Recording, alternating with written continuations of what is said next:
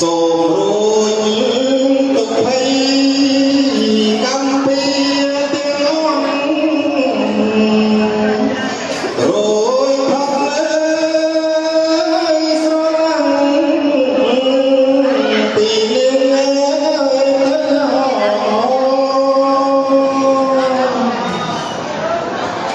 សាធុសាធុសាបាទហើយចាំបាយទឹកទៅណាសូមធ្វើទាំងអស់គ្នាដើម្បីឲ្យ